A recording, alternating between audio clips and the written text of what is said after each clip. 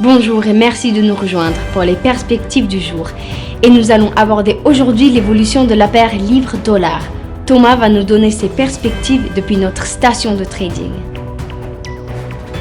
La paire sterling-dollar a connu des pertes modérées lors de la dernière séance, en baisse d'0,5%. Le stochastique RSI s'installe dans la zone de survente. La paire dollar-yen a rebondi à la hausse au cours de la dernière séance, en hausse de 0,4%. L'ATR entre dans la zone de haute volatilité.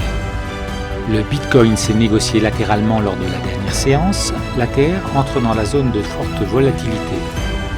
Le prix de l'or a connu des pertes modérées lors de la dernière séance, en baisse de 0,8%.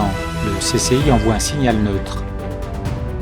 Merci Thomas pour vos idées intéressantes de trading. Passons à l'actualité mondiale. CME Group de la bourse de Chicago a annoncé que ses options de Bitcoin très attendues sont maintenant sur le marché. Le nouveau PDG de Boeing, David Calhoun, a pris ses fonctions lundi alors que le constructeur américain se bat pour se remettre de 2 crashs mortels d'avions 737 MAX.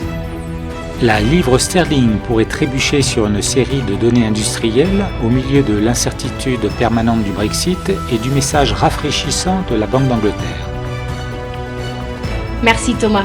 Écoutons à présent les événements économiques les plus importants pour aujourd'hui.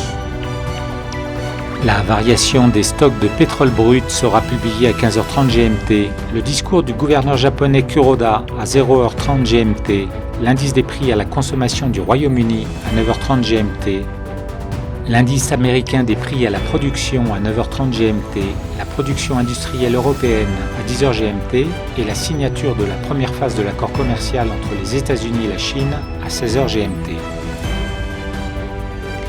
Nous espérons que vous avez apprécié nos perspectives du marché d'aujourd'hui. De la part de toute l'équipe, nous vous souhaitons une journée de trading productive. N'oubliez pas de vous connecter demain matin pour tous les événements et les dernières nouvelles sur les marchés financiers.